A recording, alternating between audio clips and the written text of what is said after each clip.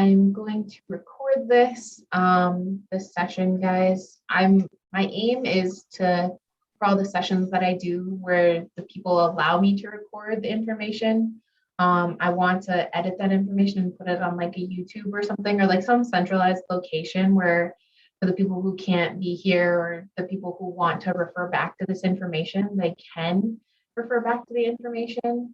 But so that's kind of the hope. And so, but hello, everybody. My name is Peyton Counts.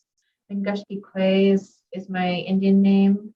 Mekanako Wajuing in Dunjaba, Asabigane Gazai Ganing and now. Wanduden. Hello, everybody. My name is Peyton. I'm from Turtle Mountain. I currently live on the Net Lake side of the Bois Forte Reservation. I work here as the cultural healing coordinator. And basically in my position, what I'm trying to do is get more ceremonies and kind of like traditional knowledge and stuff to community members.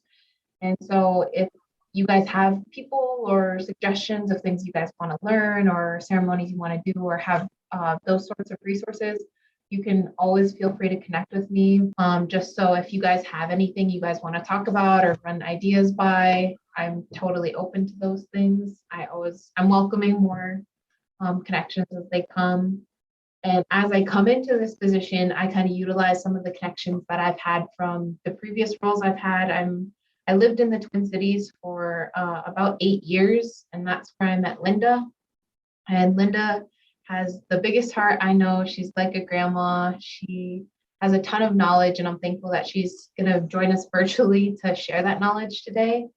And so with this evening, it'll be kind of longer. So we're planning to go till 7. We're going to have some breaks in between and stuff like that, but just so you guys like mentally prepared. If you need to leave early, or if you need to kind of turn off your cameras and get water or take a bathroom break, definitely care for your guys' selves. That always comes first. But Linda and I just kind of want it to be like, Linda mentioned, like sitting down and having tea with your grandma, like kind of that feel where you're just like getting this knowledge. It's really organic. And so with that, I welcome Linda and she can introduce herself and go from there. I'll start with a sip of tea.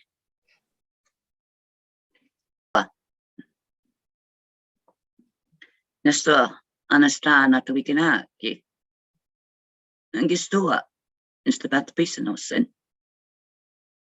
Stua not to wikinaki. Asko doa Minnesota. Important for you too.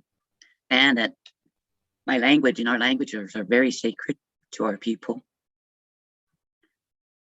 And I wanted to begin by just doing a translation of what I just told you.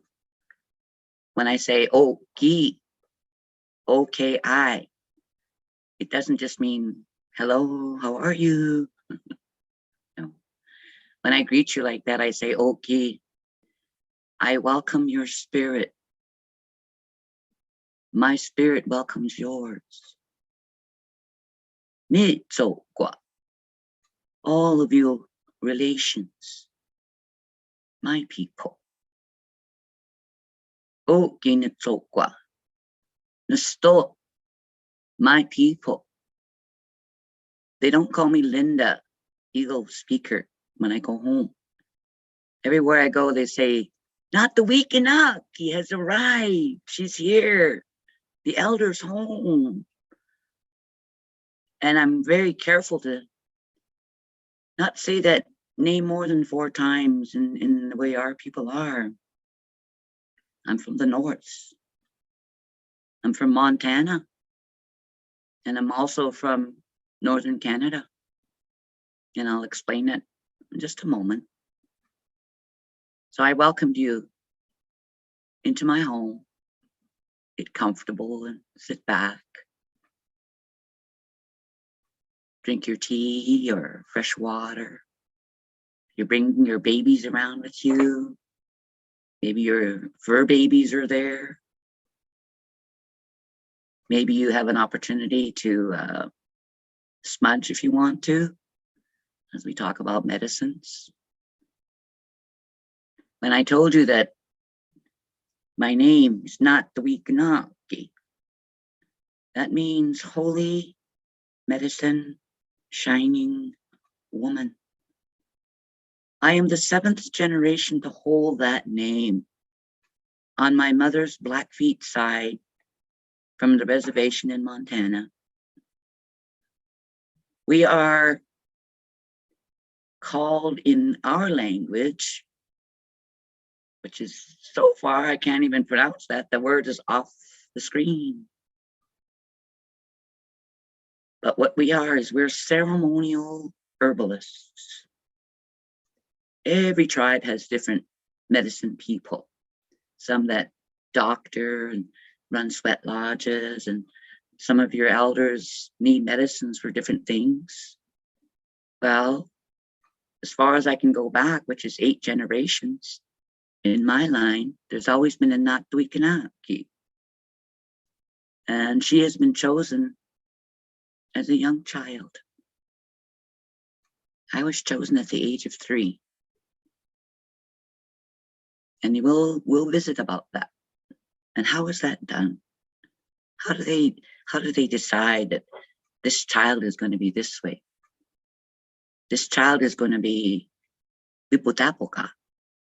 If it's a male child, then they're chosen by the grandparents. And that's a way of our people taking care of our younger ones. And it's a very hard thing to be a favorite male child in our tribe. And when I told you that Asko Doa came down from the north, and it was hard to understand, like, what was your real name?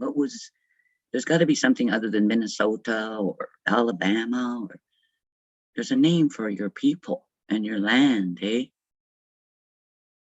We're thousands and thousands and thousands of years old.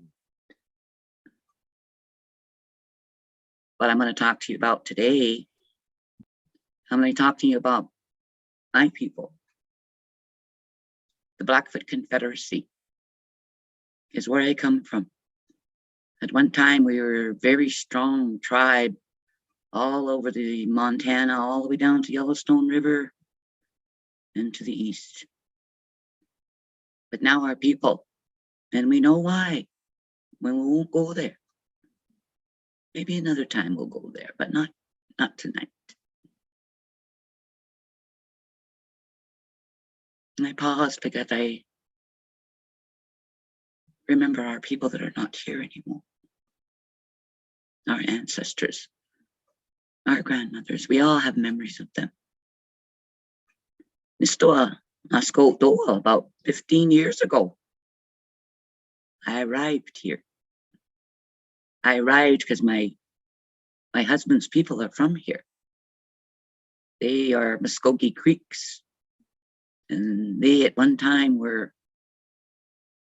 they had to leave, like so many tribal peoples. They had to leave during the transition times, and reservations weren't successful. Boarding schools and stuff like that weren't successful. Our people were, quite honestly, starving. You know, there's a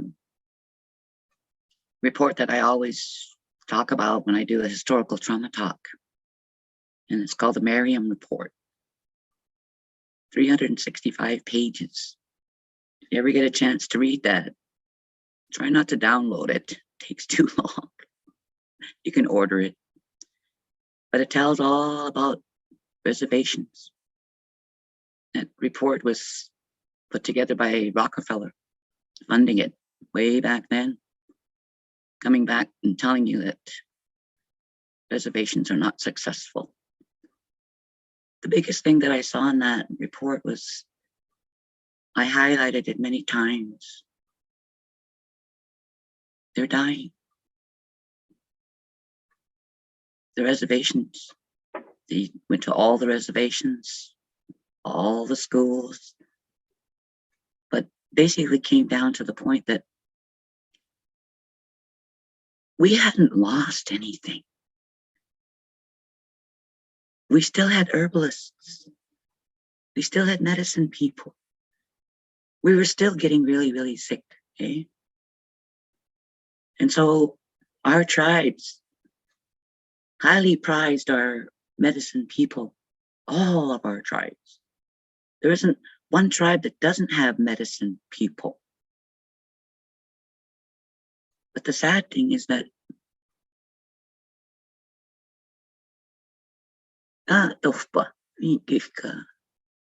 it's not written down. What I'm going to tell you today about these medicines.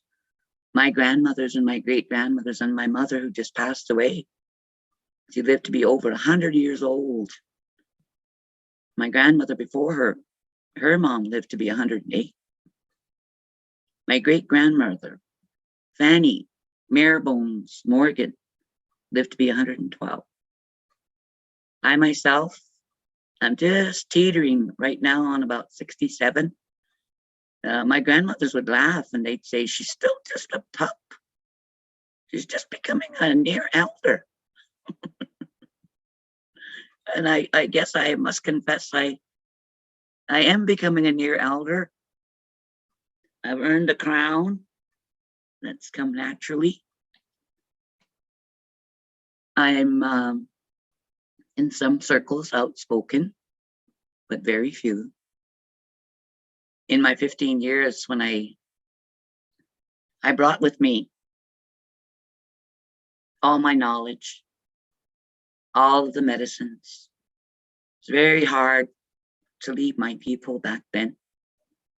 Wondering like, and my mother is the one that knew. My people knew I was going to go east, but I didn't know for how long. And I arrived. I've been retired now for, goodness sakes, not very long. All that time I was working for in the city, Minnesota Indian Women's Resource Center. So I have worn many hats. I have a lot of experience in Indian child welfare. Worked with in-state tribes, all of the tribal members that lived in the city. Tried so hard to help them and their families. And I'm proud to say that there's so many of them that are still together, and their children still call, and their grandchildren still call. And they call me Grandma Linda, even after all these years. You know, when I arrived with all those medicines, I'm literally talking about pickle jars just full of medicines, carefully bringing everything with me as I'm coming along. But I want to take a step back. When I first arrived here, I did not know Anishinaabe people. I did not know Lakota people. Lived very isolated life. And we do as herbalists. From that very, very young age of 3 years old, we learn. And I was chosen by my great-grandmother and her mother. I was just picking. I didn't even know that that's what I was supposed to be doing, that I was just playing around. And I was with all of my grandmothers, and we had gone way out picking medicines. I heard something. I heard a little one crying, like a little child was crying. And so I followed that, and I came to this little tree, and one of the branches had been broken off. And I went to my grandmothers and I told them, gotta remember, it's all I speak is Blackfoot.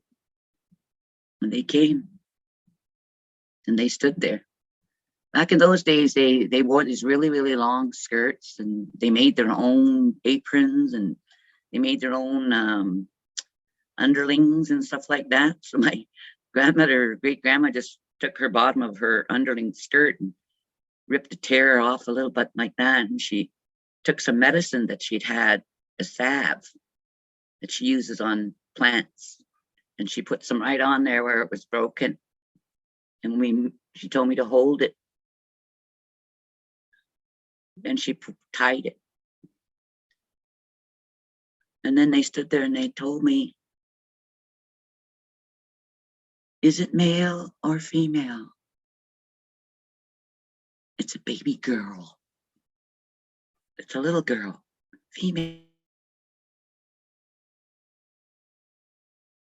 plant. What is her song?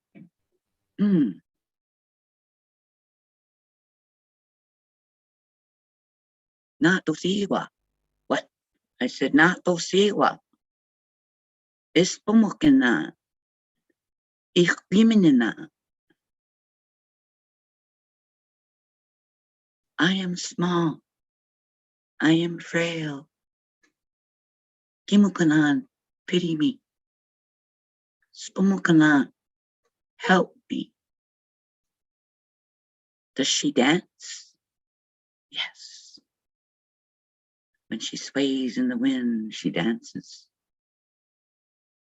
Do you hear her prayer? Yes. And from that day, I knew that every medicine has its own prayer, its own song, its own dance, its own description altogether, and its own uses are multiple with each one of our plants. Later on, I'm gonna get you to bring out your kits that I put together very carefully. Each and every one of them is a little bit different, but you will notice that. Now, I'll take you back to a time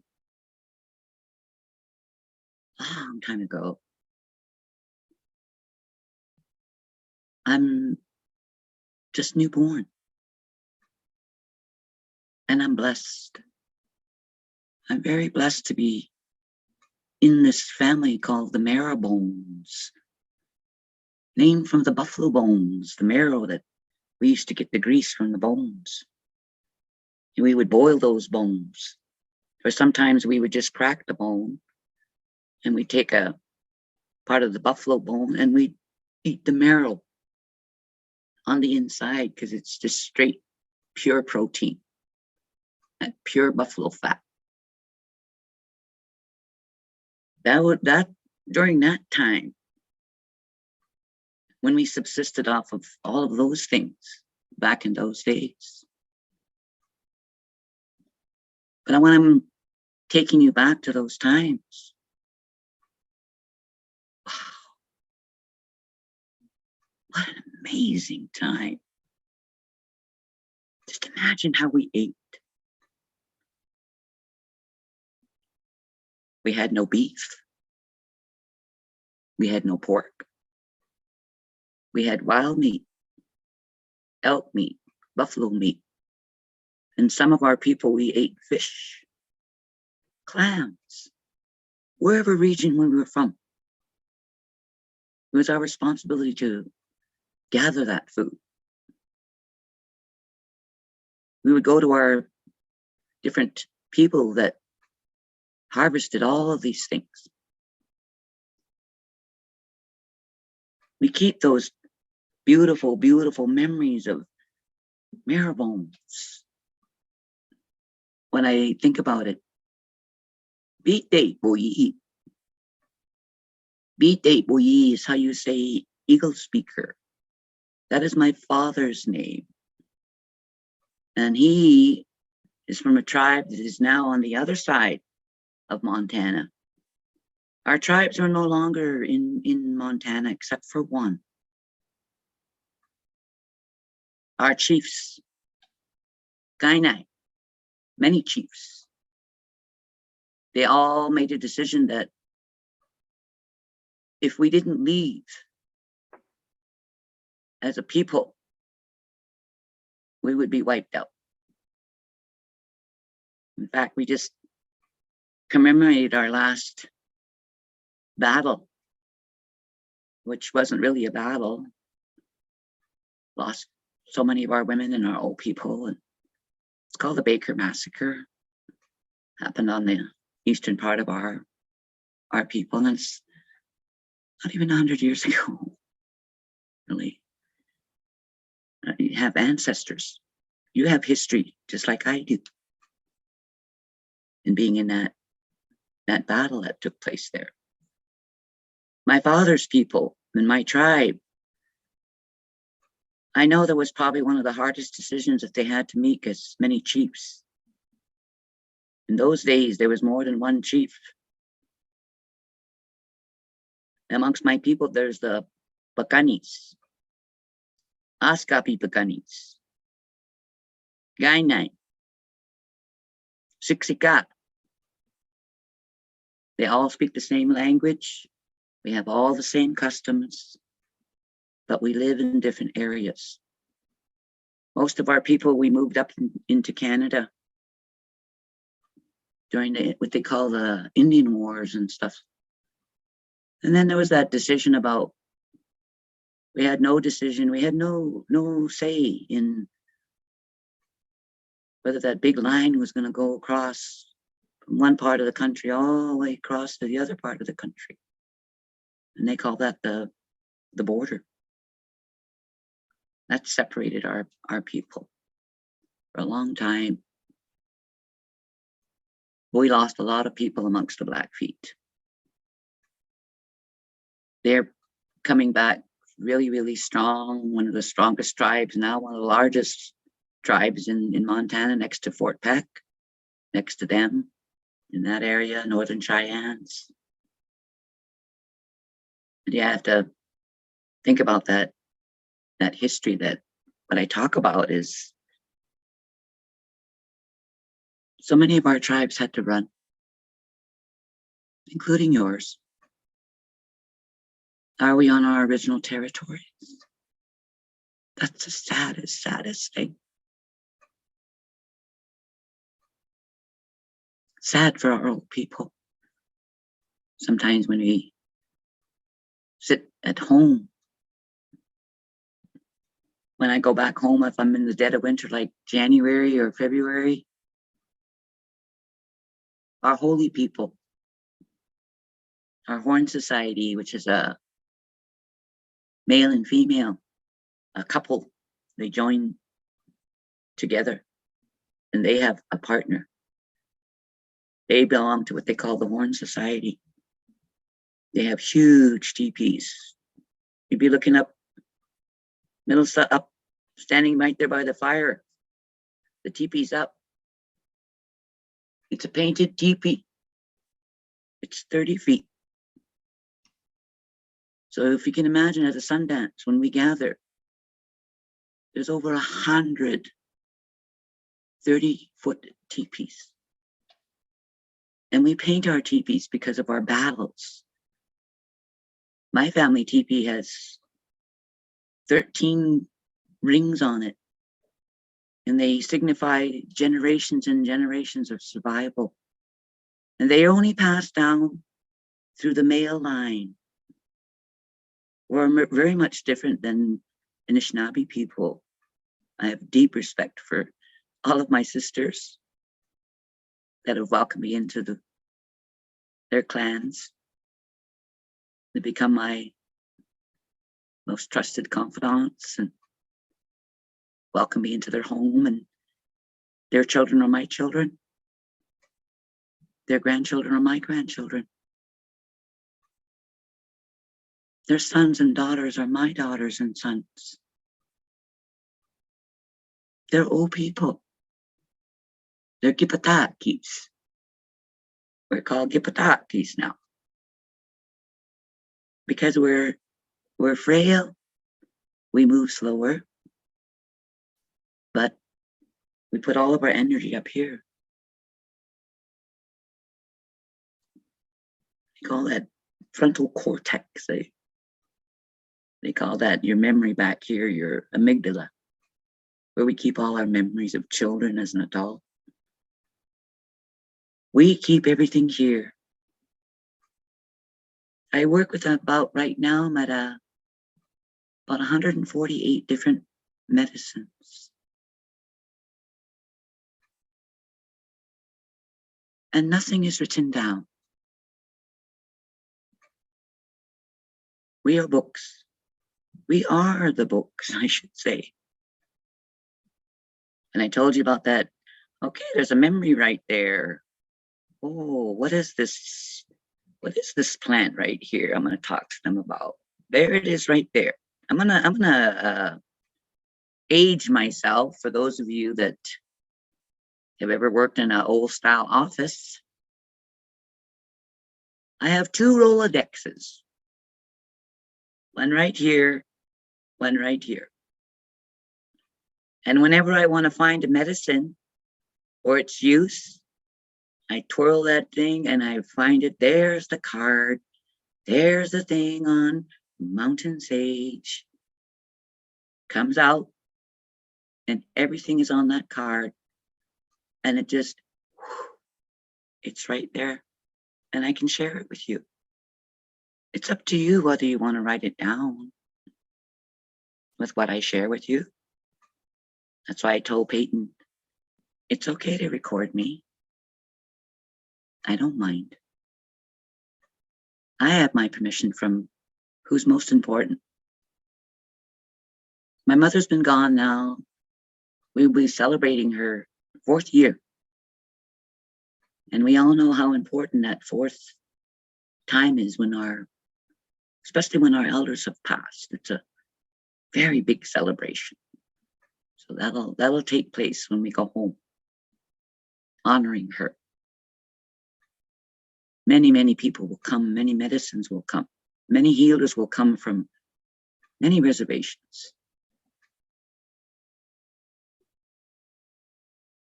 You know, when I think about how did we learn? Like how did that knowledge come to me?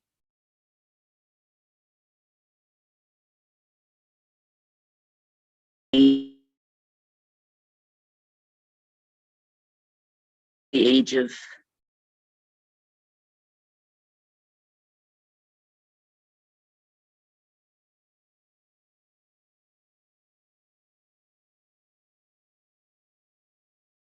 myself and Diane, we were with my mom's people down in Montana. At that time, I had no idea what was going on, but I learned that one day one of us we're going to be medicine people, but we're going to be different medicine people. What I learned as I became older and learning about medicines and plants and all of them, I learned that our tribal people would have a ceremony. Maybe they're going to have in our right now back home,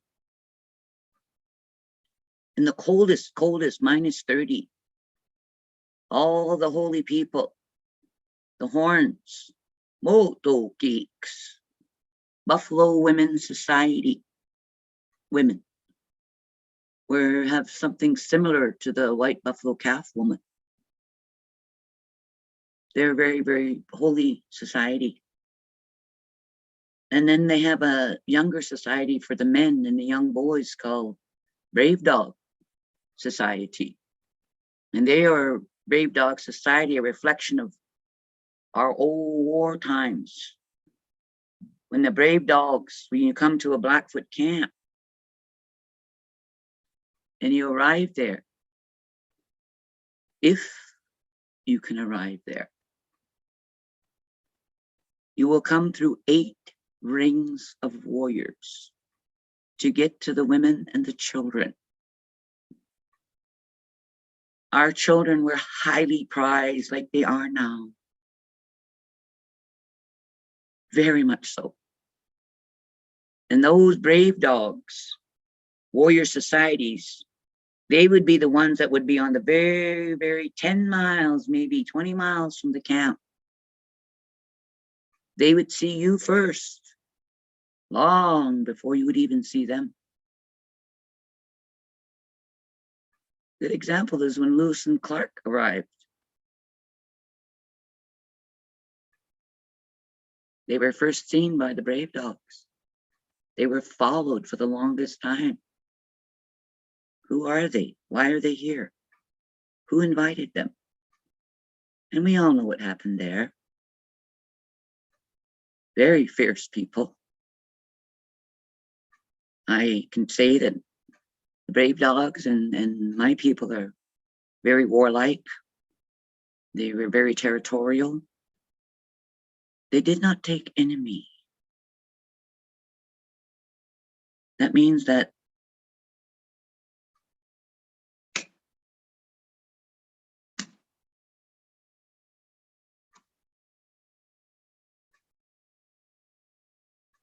all for the protection of our camp and our people, all were gone. And even Mr. Lewis and Clark took a life of one of our warriors. Even if it was his heir, they were sent further south. You can't cross here. You go south. That's your choice. You either get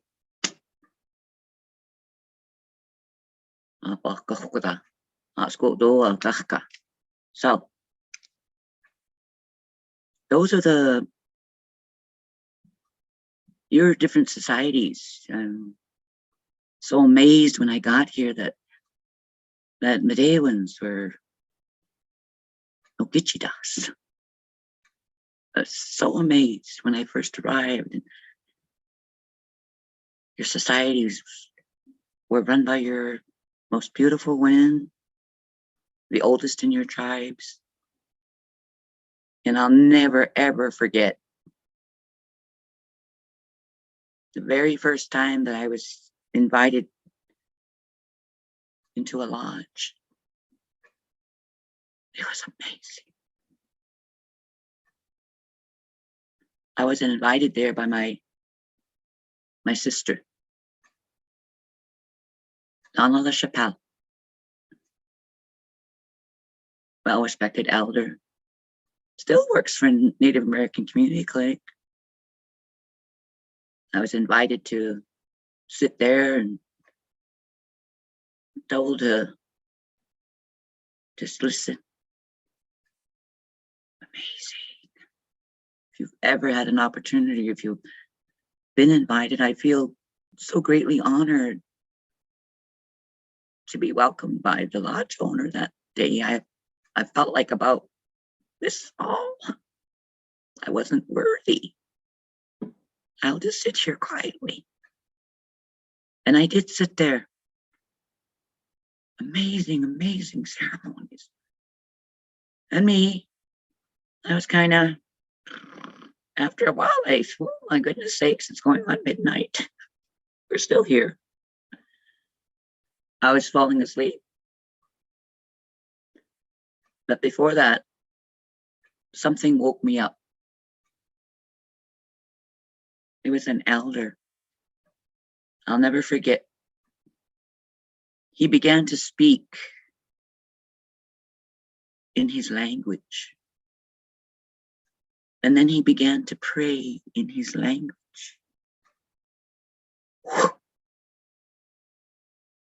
Elevated, sacred, beautiful Algonquin dialect. I couldn't believe my gifts, my ears. I was sitting there. And in that high, beautiful language, we share the same dialect. I'm 1,000 miles away over here. Can you imagine? And your people originally way over there. But we have the same Algonquin dialect. And when we go into our high language, as he was speaking, I could understand one or two little offshoots of words. And I started speaking to Donna. It was amazing. Our ceremonies, like right now, as they're home today, about 7 o'clock, all those people will be invited. We don't have a beautiful lodge like those turtle lodges. They're just amazing. We have just a square house and a little kitchenette off to a side in the bathroom. It has a front door. It is our holy house. As the sun goes down, a kipitaki such as myself, if I was home and my people were sick, like right now, there's so much sickness because of COVID that our kipitakis, our ogichidas, are the ones that sponsor an all-night smoke. And their family are responsible for providing the meal. They're responsible for the 4 buffalo tongues that are going to be cut. You yourself, if you were my guest in Grandma's house and you're with me, I'd say, yeah, dress comfortable, relaxed. You're going to go in that little house and just like a teepee, males go in the door and always go to the right. And they go back and they sit down according to their rank in society and where they sit in that society. Female, you will go to the left, whether it's a teepee or it's our house, and you will sit down. If you are new, you will come with your visitor and sit next to them. But if you come on your own, you're not going to be shunned and shut out the door. You'll be welcomed and you'll be placed somewhere, whether you're male or female. And then right when the sun starts going down, all people will, like a little parade. Everybody gets up. And in that little house, once everybody's in there, in the back, sitting in the back, are all of the holy people and the old people. They're the ones that have been called to help with the sick family members, or maybe somebody has passed. You know, maybe somebody's having a difficult time even passing. And you're going to sponsor that. And so your family, once the doors close, they won't open until the sun rises in the morning. And all that night, singing, you're sitting, listening to the songs, listening to the prayers. Everyone that's a pipe holder brings their pipes. We have 4 young men that sit near the potbelly stove. The stove is not there to keep us warm. There's so many of us in there. The stove is there for the ember.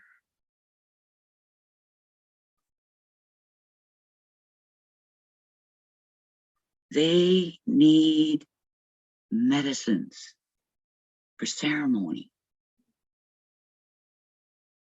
They're going to go to their people, their herbalists within their tribes. They will come to you 4 days before. And the important thing to remember is to be prepared. They know who to go to. which families to go to.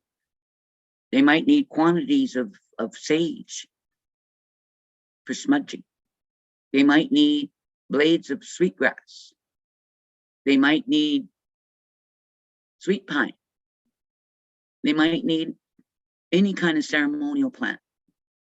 They might just need straight sage that you keep about 5 or 6 inches tall and you don't pull it off. They're going to build an altar. That's the first thing they do.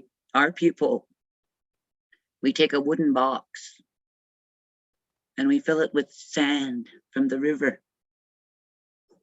We're water people like you. That's where our teepees come from. They come from our grandmas that come from the water. That's where our pipes come from. And that's when our people, when our pipe is no longer in use, or our teepee is no longer in use and it's become tattered or torn, it's a beautiful ceremony to replace a teepee.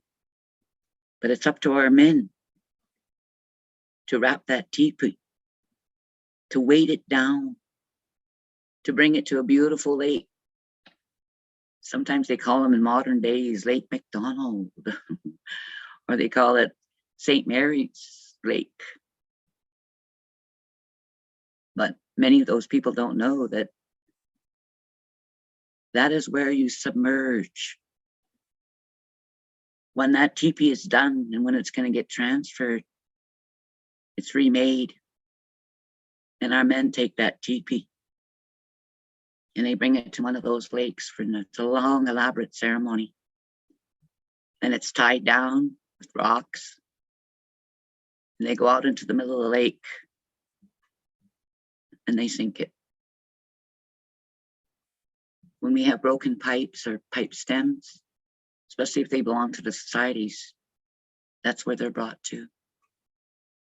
And the reason why is because in our creation stories, that's where they came from. They came from a woman. She brought them to us. She rose from the water. She brought us our first pipe.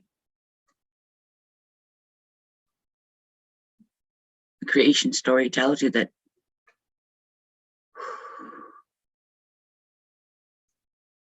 she blew on the 2 warriors, took their hands, went under the water.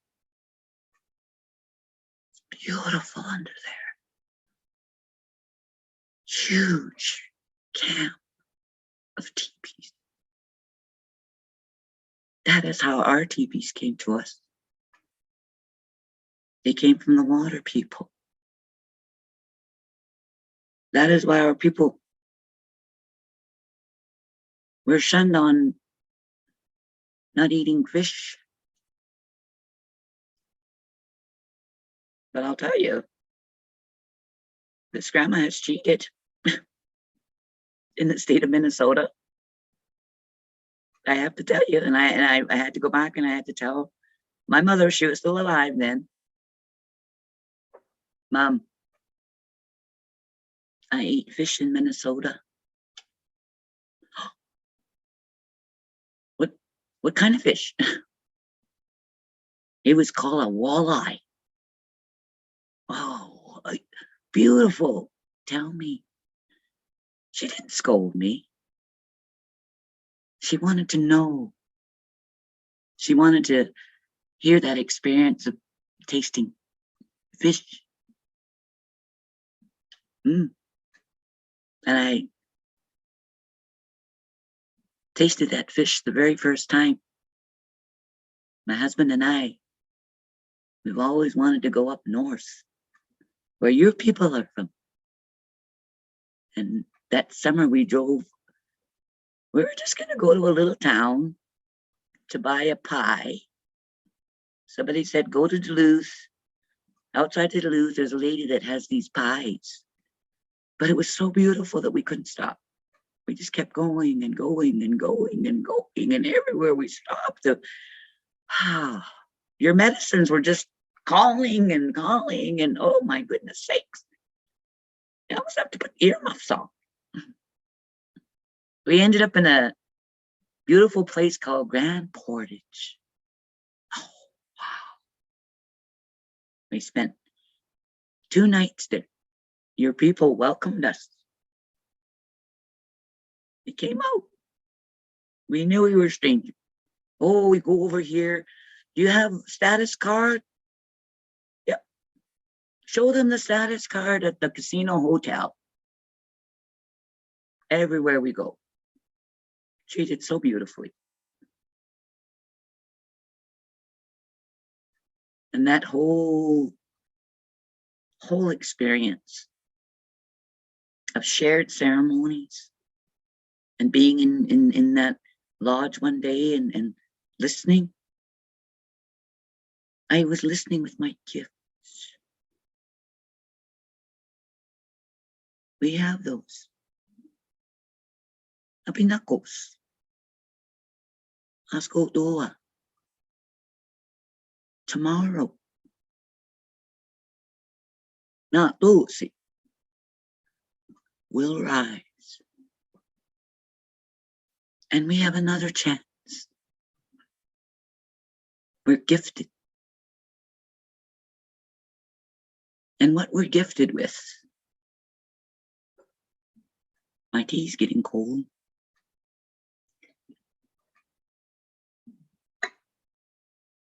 If one of you young ones would hear at home, you'd run and get the tea kettle.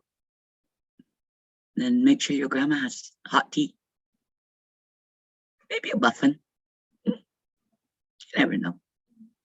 I'm not too picky.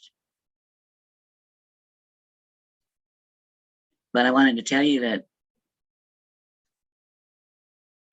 since I've arrived here and since I've been here, I have many children. I have many grandchildren. They found me. And I found her. And she knows who she is. One day we met. I met this amazing young woman.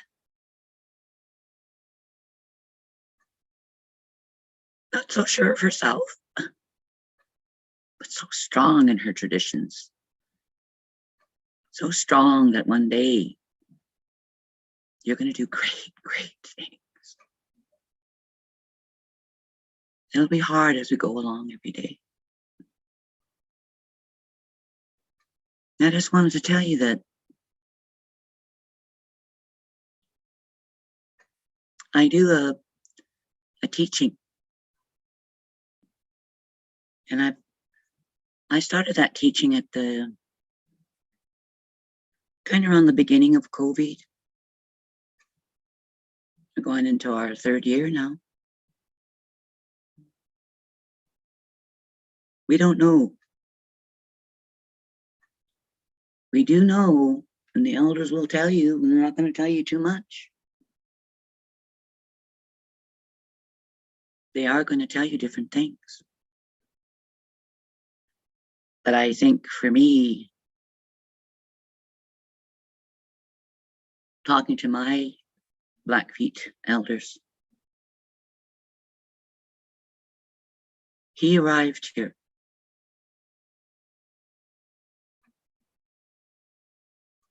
We cannot see him.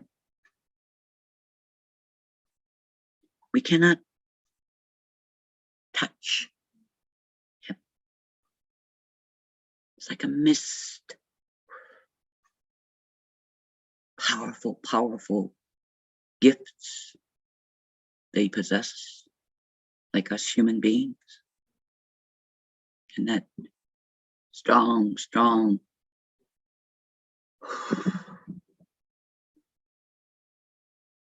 that's all it takes. Our times are greatly changing for us herbalists.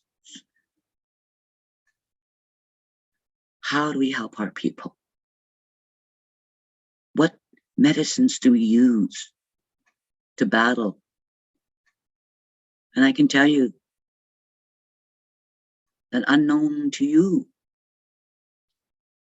elders, medicine people, healers began to gather.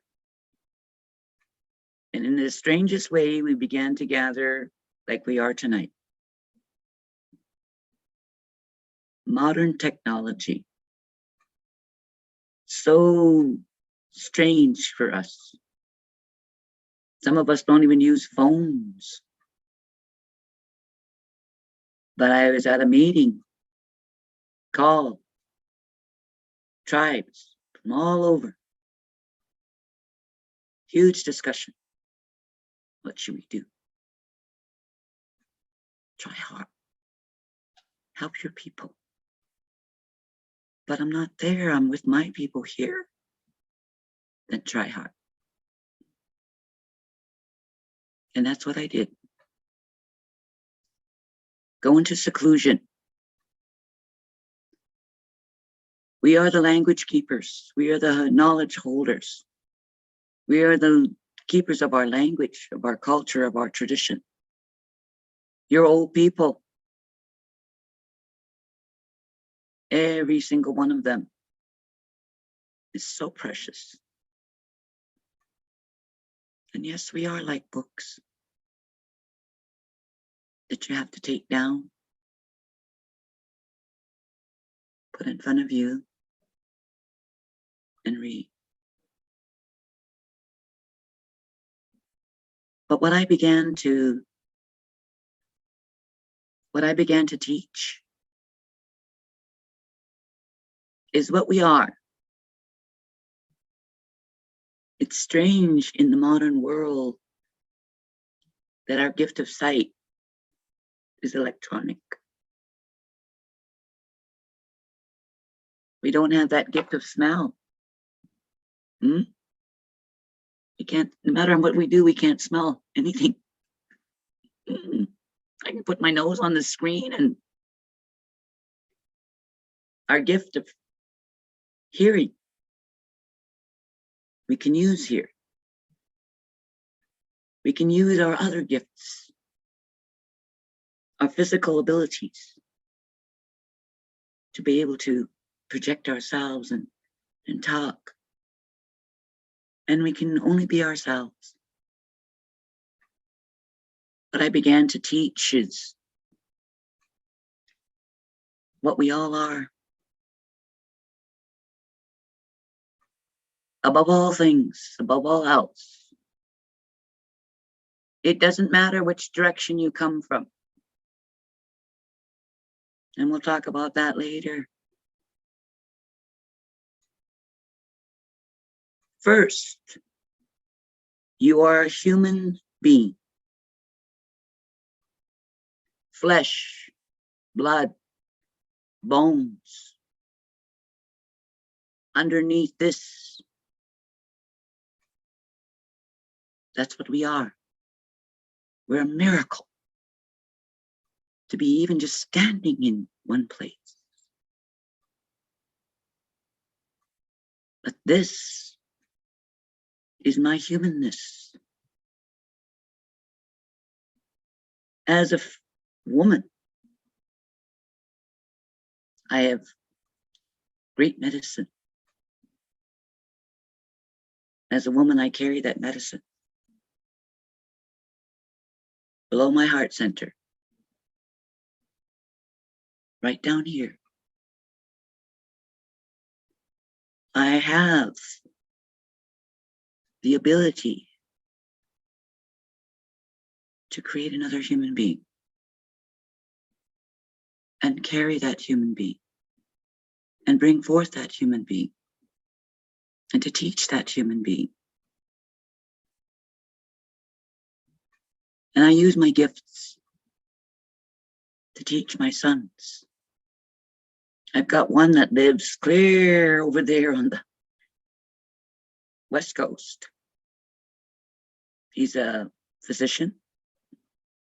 He works in a nuclear medicine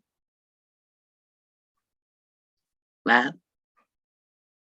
And unfortunately, I pray for my son every single moment of the day. The hospital where he's at is where they test for COVID. It's just outside of Seattle. They wear the hazmat suits and all of that. And every day he talks about how hard it is. Even harder to tell families. Thousands and thousands of tests coming in. Just so many staff so exhausted. I pray for my son when he calls me and just sends me a little toodaloo. I'm okay, Mom. He gives me my instructions on what to do with COVID. Wear a mask. I'm told now to wear a double mask. One time I was told to wear gloves, but we're past that. Get vaccinated, Mom. Protect our future generations. Protect our knowledge keepers. And now we know how powerful this warrior is. Like that, you will be gone.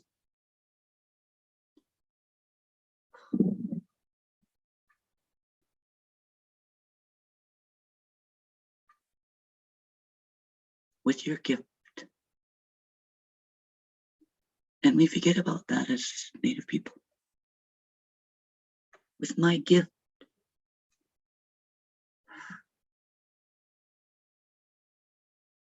I can take your life now.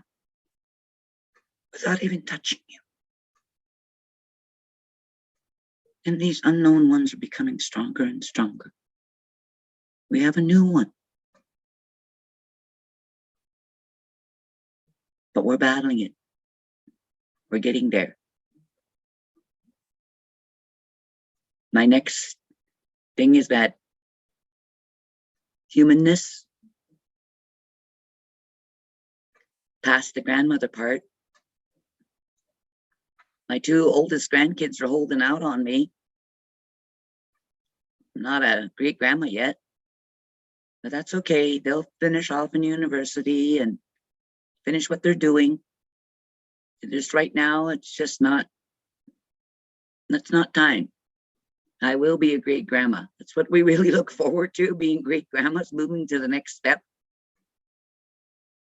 We spoil them terribly.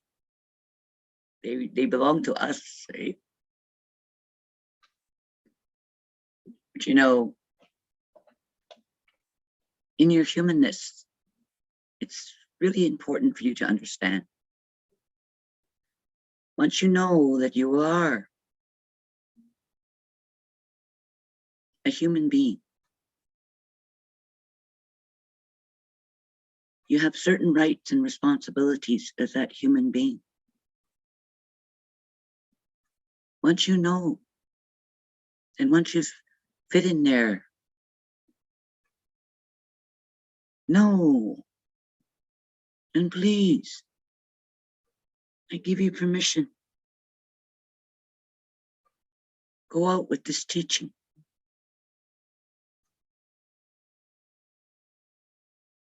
As that human being. These beautiful medicines that I sent to you, they will not hurt you. That is not their purpose. They're not there in any way. They were not created. They have spirit, they have song, they have dance, just like we do. But the most important thing is that they have life. When you pick the smallest little plant, that's why we pray really hard. That's why your people put tobacco down before we pick anything. Make a little hole. We take that tobacco and we put it in the ground and we cover it up. And we tell the grandmothers, the ones that are the caretakers of that plant, why we're going to use it. What quantity are we going to take? What is its purpose for us? Medicines are so beautiful. There's thousands and thousands of them. When my mother passed, she was in the 500s. But even then, can you imagine keeping up all that knowledge up here? And then having to transfer it on? We are keepers of sacred knowledge. Never be afraid that that knowledge is going to be passed on. Your holy people and your medicine people, they know exactly what needs to be told. And they have permissions from their relatives, their tribe, their tribal peoples. I have permission from my tribe and my tribal people and my holy people. Not only did I accept this invitation, but it was utterly most important that I make that phone call back and ask for permission, even at my age. And I was told exactly what to do, what to say. What I was going to say is about these beautiful medicines and these beautiful plants. They're not created to hurt you. Only if we misuse them. And they have been misused in many ways. Animals, as a human being, animals, the ones that we have become common, we've made them less wild. Our dogs, our cats, we live with them. Our farm animals, our horses, all of those animals that are in our lives now in this modern time, and they're not designed to hurt you. It's not their purpose. They have other things to do. They have other responsibilities to teach you. A deer will teach you. An elk, a moose, a buffalo will teach you. But the most important teaching that I would say that I'll leave with you tonight, you were born.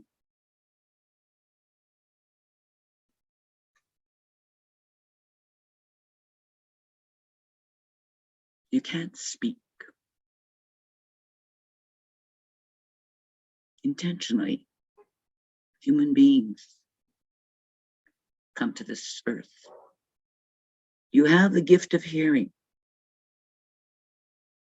When you're in that womb for 9 months, that water echoes. You can hear your mother's laughter.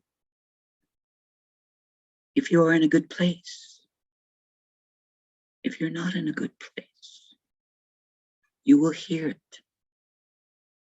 If there's anything going on, you're so sensitive while you're in there that you experience so much just with your gift of hearing.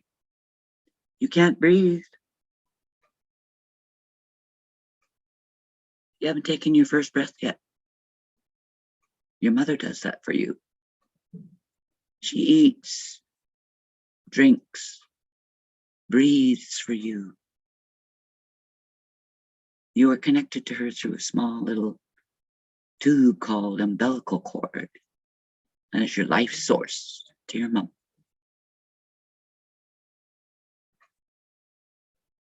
When you come out, you know there's something going on. Definitely something going on. Why am I going upside down? Why is all this noise out there? What's going on? Why am I going upside down? There's something going on here. You're being born. Natural birth, Nowadays they have cesareans, but you are born and you are taken away.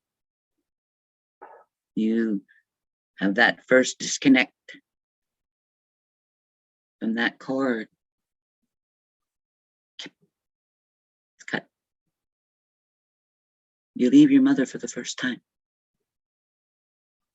They bring you over there, they swaddle you up, they clean you up, reach into your mouth, pull out that mucus plug, and they reach into the nose and they take out the mucus plugs like that. And then you hear it. You hear that sound for the very first time. It's you making that sound. You're taking your very first breath. And it's scary. Air is rushing in, rushing in. It's your first experience with that birth, and some are traumatic births, and some are easy. Both my boys arrived by cesarean. And all those many years ago, ladies, we would spend up close to almost a month in the hospital. Back in the 60s and early 70s, cesareans take 2 weeks sometimes. Nowadays, I used to go as a social worker. I'd go see the woman at the hospital. Well, she's already gone home. She just had her baby. Oh, they were feeling good, and so we just sent them home. Modern birth. You were born. But remember, I told you, your medicines won't hurt you. Your animals are not going to hurt you. You are born into the world pure, pure energy. When you have a chance to hold a baby, cradle that baby. That's all they are. That's all they know. They are pure, radiant energy. It arrives, comes down, slowly radiant, beautiful energy. But the sad thing that I have to teach, remember,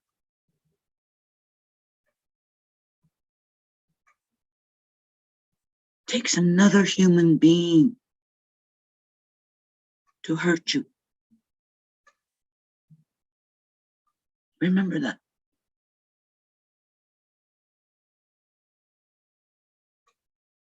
It always comes to another human being misusing their gifts, their gift of voice, the way that you can talk so soft and feel so loved and feel so warm, the way the eyes twinkle and sparkle when they look at you with great love.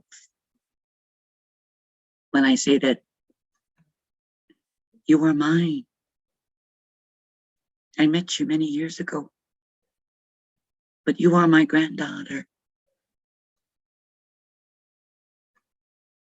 And I will hold you very close.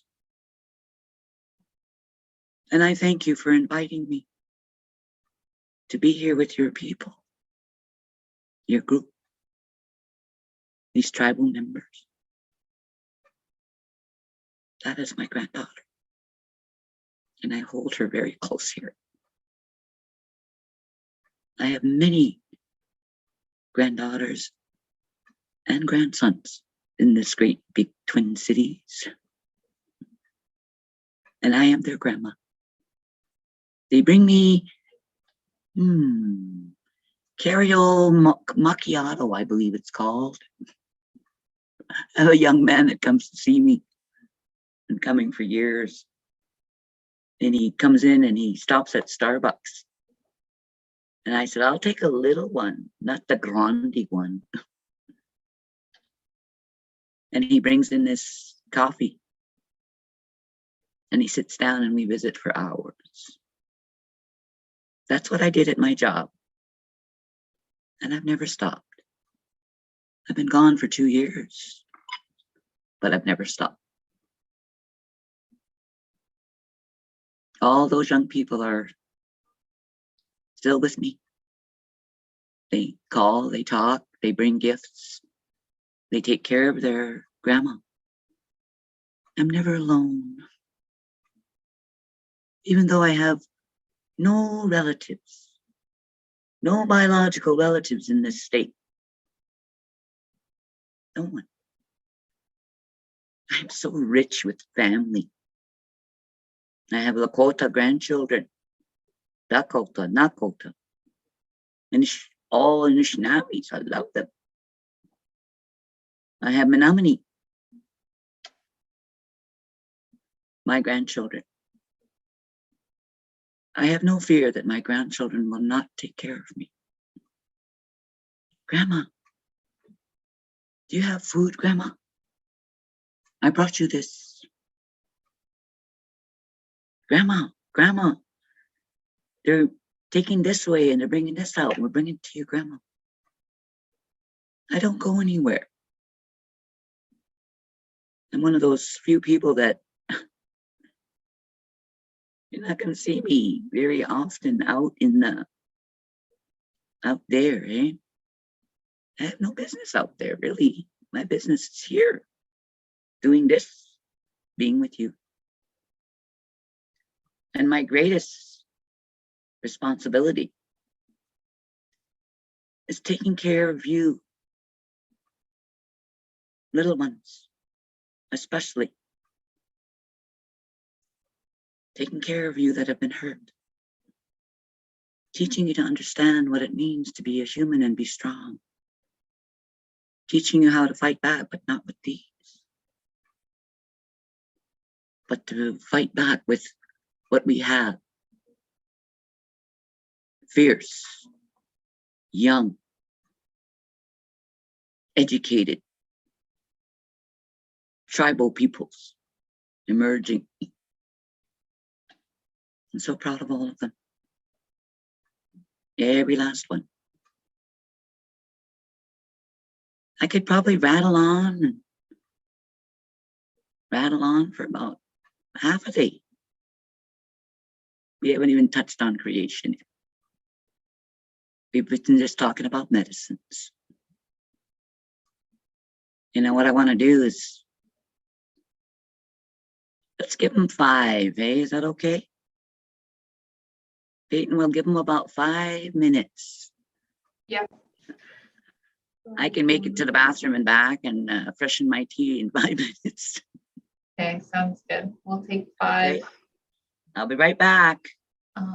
Yeah, if you guys need, obviously I told you guys, if you guys need breaks throughout, take breaks throughout. You can go, Linda. Oh yeah. Talk. But yeah, come back. We'll meet again in 5 minutes.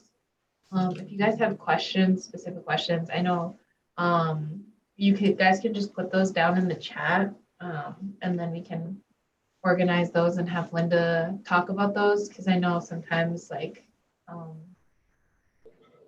don't know, sometimes people don't know what to ask or what, but if you have specific questions about like the kits or the medicines, I know that Linda wanted to talk a little bit about the medicines and kind of where she gathered them.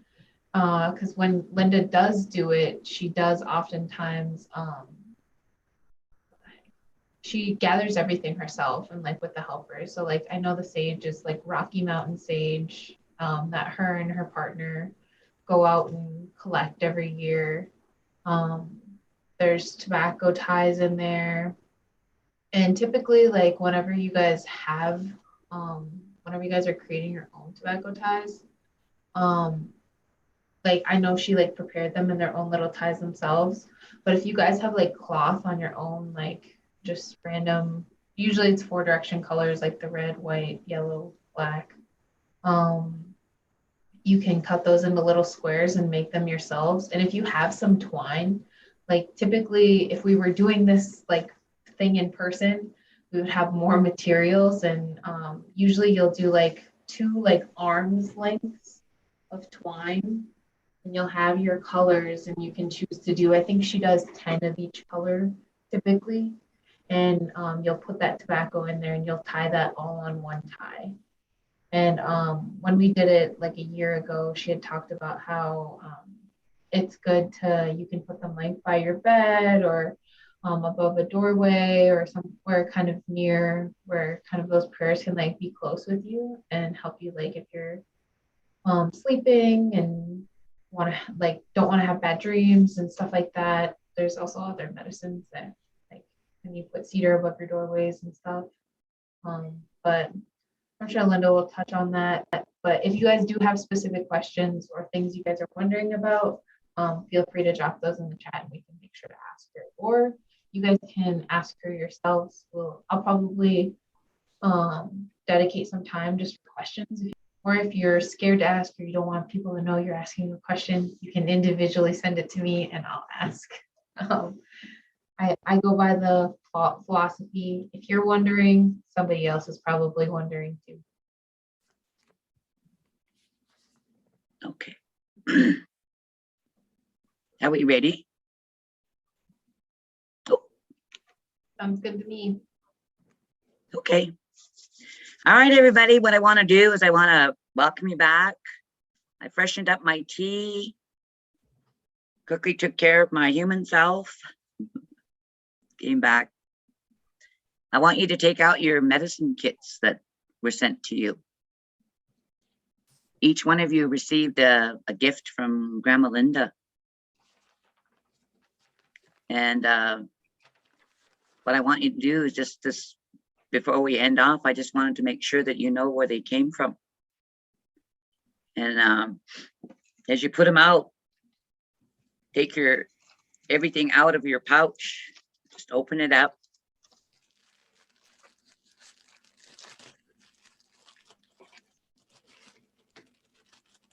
I made sure that they were in smaller little bags for you.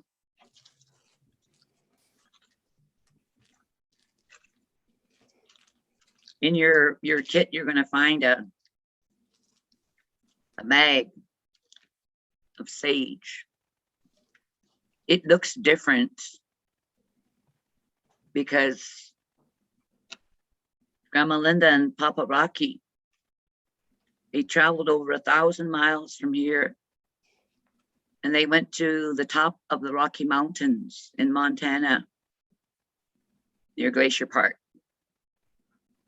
And they spent 4 days picking Rocky Mountain sage.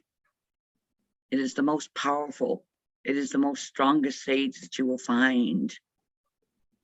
There's sage on the top of our mountains, sage on the plateau, sage that goes all across the prairies, sage that goes farther south, but it's different, more stiff and pungent.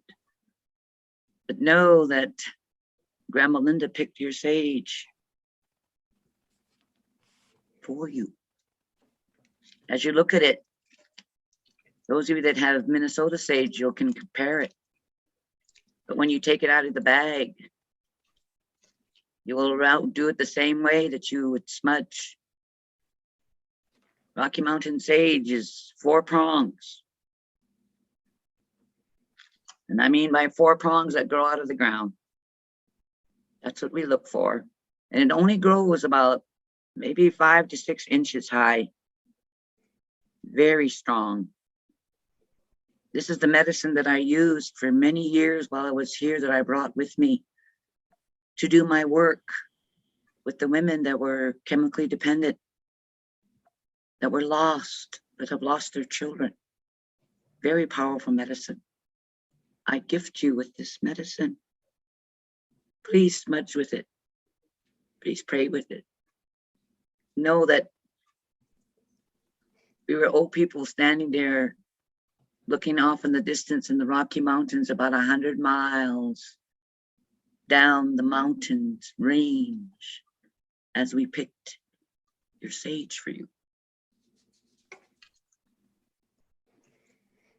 Each of you have a little bag has powerful, powerful medicine in it.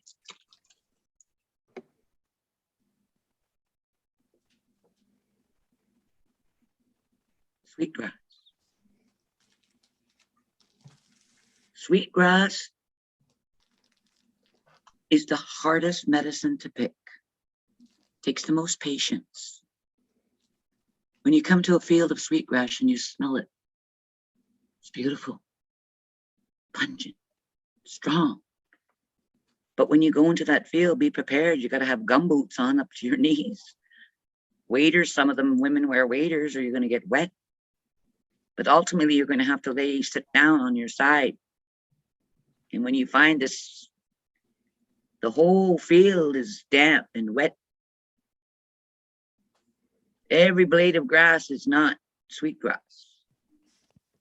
It's like Grandma Linda's hair. We part it. Oh, wow. Let's just pull out, for example, only the white hair. All the black hair. That's not sweetgrass. The only grass that's maybe in that whole thing that you had, you follow the blade all the way to the ground. It's purple. From that root, from the ground, that is your sweetgrass. You part the grass, you have a basket next to you, it's straining to your eyes. You're picking one.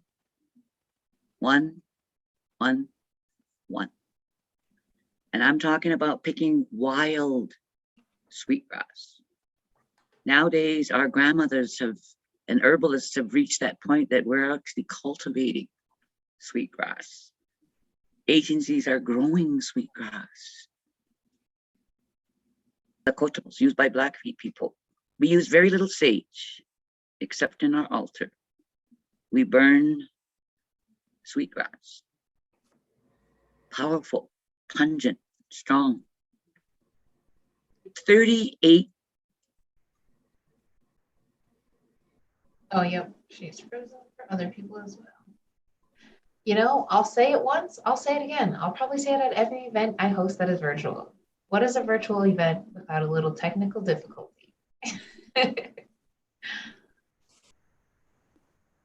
So many of us tribes.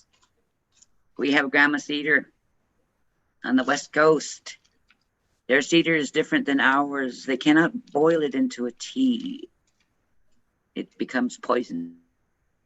But they use it for smudge. They use it for ceremonies. They use it in their longhouses. They use it in all types of things. They make beautiful cedar birch bark hats, canoes. We in this area have beautiful, beautiful flat cedar. You can use this for smudge. You probably have enough in the bag if you wanted to give yourself a nice cedar bath. It's really good to relieve stress and anxiety, just to boil this in water, like a spaghetti pot. Fill up your tub. Put nothing in there except for the cedar. And bathe with grandma. And use your medicine of your eyes to release all that hurt and that pain that you carry. Leave it with her. She knows what to do. She knows how to take care of you. Or else make some beautiful cedar tea with a little bit of lemon. In the mornings, all I do is I take this and boiling. Since COVID started, every Saturday, I take this cedar and I put it big quantities in the pot and I boil it. And as it goes up, it grabs the particles of bad air, cleans your home. I invite to start that right now. Every Saturday, I'll boil it, cleanse my home. And these medicines right here, the last ones, these are our tobacco offerings. And you have 4. in your bag. Red, white, black, yellow. That is a 4-direction teaching. You've known now you are a human being, but also know that you belong to one of these 4 directions. If you are from the indigenous people, you are represented by the red color. If you're from across the great water and your people arrived here, you are represented by this color.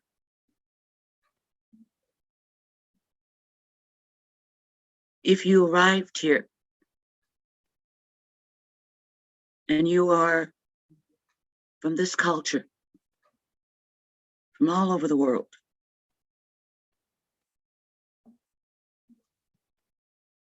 if you are from this yellow, then you are Oriental, Japanese, Hmong.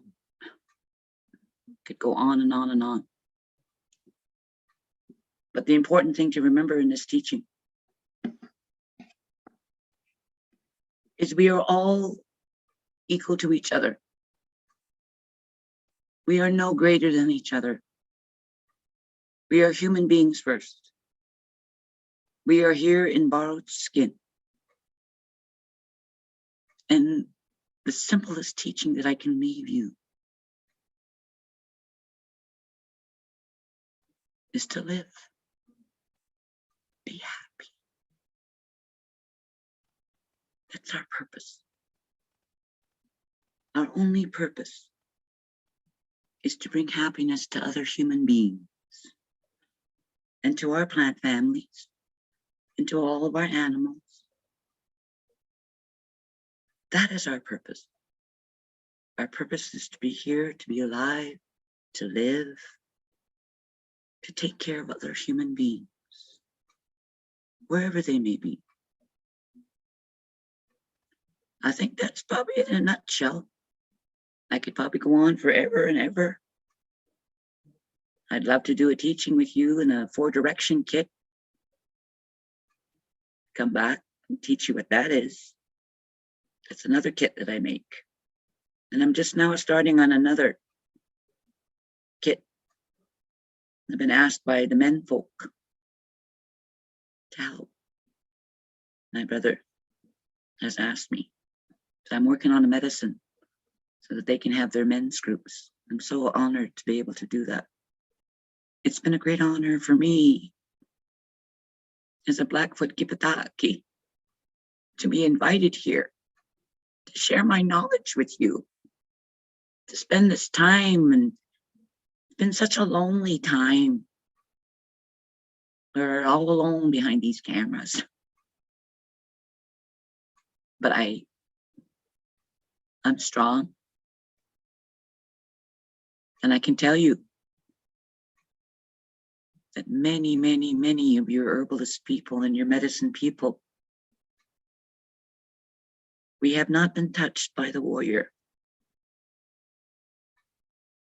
It's important for us to survive for you. It's important to pass this on to you. And I thank you. I thank you for coming into my home, enjoying my tea. I'm easy to get a hold of, pretty friendly.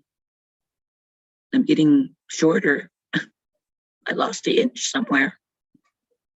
You know, I'm kind of a quirky grandma in some ways, but very loving and very kind. I'll leave it up to you what you want to do. There's some questions there. Yes. Somebody had a question about cedar and asking if they made cedar tea and then they stored it. Like, can they store it? And if yes, does it have to be cold or room temperature? It depends upon how you like your tea. You can make cedar tea. And what I would do is I would make sure that I would strain it, take the cedar out of there. Make sure that you put it into a jar, like a mason jar, and you can just pour it in there. Make sure that the top is really, really tight. Whatever you haven't finished off, put it on in your refrigerator door. And when you want it, you can have cold tea just by pouring it into a cup. Or if you want it warmed up, wow, they have this fabulous new invention called the microwave. Take it and put your cup in there and warm it up. Or even better, if you have one of those things that's like a stick and you can put it in there. Somebody gave me something like that. I'm scared of it. It's like a thermometer. You put in there and your beverages get instantly hot. Oh, I think I know what you're talking about. Yep. You can store it, but I wouldn't store it for more than, because it's, once you taste it, especially with honey, you're going to just want to sip it and sip it and sip it. It's medicine by itself as it's going down into your body everywhere. Be careful that you don't use ornamental cedar. Never buy it at like any kind of place like a nursery. That is commercially produced. And you don't know where it's come from, especially if it comes from especially during Christmas time, they bring in all this stuff. So be very careful with that. Make sure that you know exactly where it's at, where it comes from, and who it comes from. Go and pick it yourself. Somebody else asked, is there a certain area you should pick from? For example, in the woods away from the main path? Question mark. Oh yeah. There's all kinds of medicines that they're being commercialized. Good example was where I worked at the resource center. Behind, someone had planted 3 cedar bushes, flat cedar. I never picked them. I never used them because they are in an urban area, because there was no respect for the ground or the plant itself.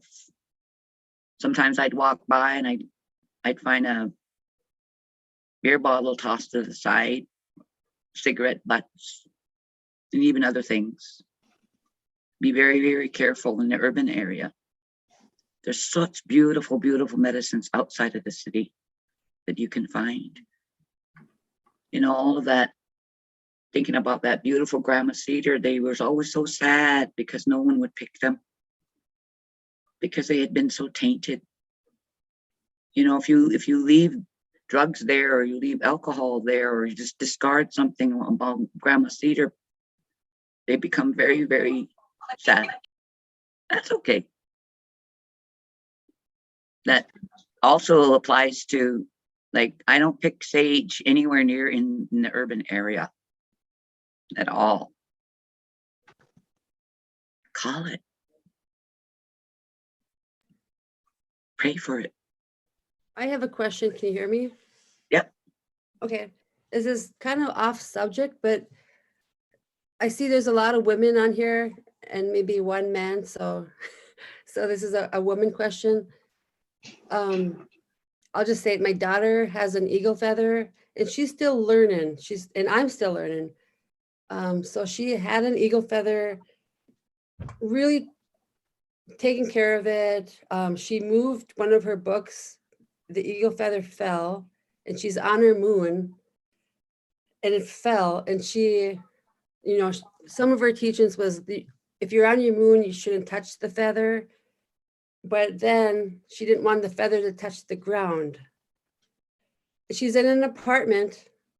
So that's technically not the ground, like the earth. It's like floor on floor on floor. Like, what would you think? What should she do with her eagle feather? She was gifted. Mm-hmm. She was gifted this feather. A question like that goes back to the originator. I would if I was with her, I would ask, like, who's the person or the elder that gave it to you? Because in order to even get a whole bird, it's possible. My people make headdresses, feather headdresses, war bonnets like this, but our war bonnets go straight up. They're round, they're cylinder, like that. And other war bonnets are this way.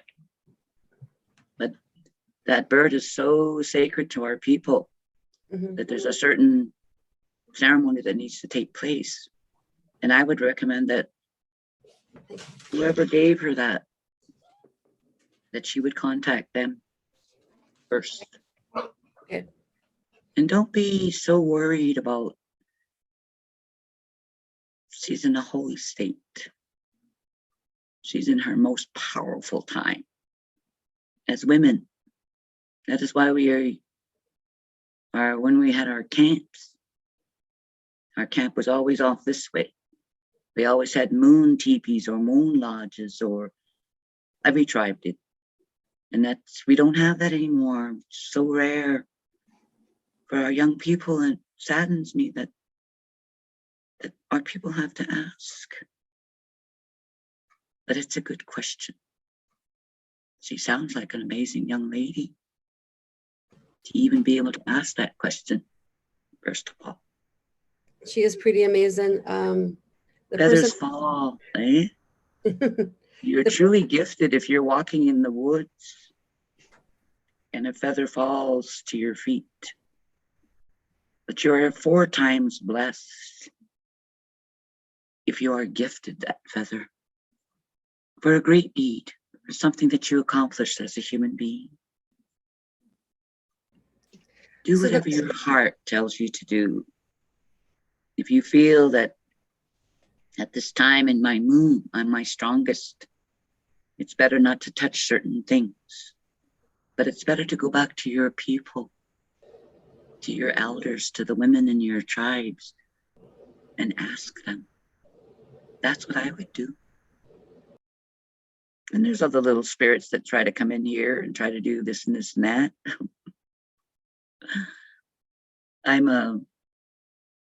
We all belong to clans within our tribes, and we are recognized by our tribes. We talk about this different people, eh? My people are called the Owl Short People Clan of the Blackfeet Confederacy.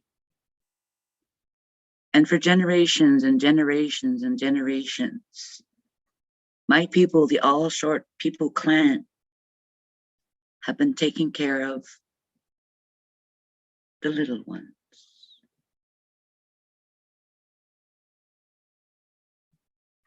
We make clothes for them. Our menfolk make weapons. We prepare meals for them. We go to the mountains where they live. We go there, we have ceremony. And we give thanks for them for taking care of us. But that's a teaching that we can go into even deeper and deeper, because every tribe has clans, and every clan has purpose, whether it's named for anything. Even when I'm this far away, I introduce myself and I always say that I belong to the All Short People Clan. My responsibility is to take care of the little people. They're real. They exist. And that's enough secrets for tonight. Anything else you want to say, Linda?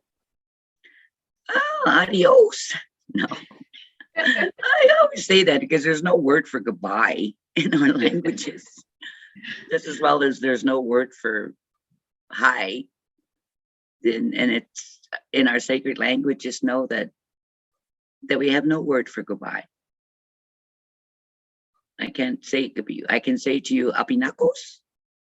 I can see you tomorrow.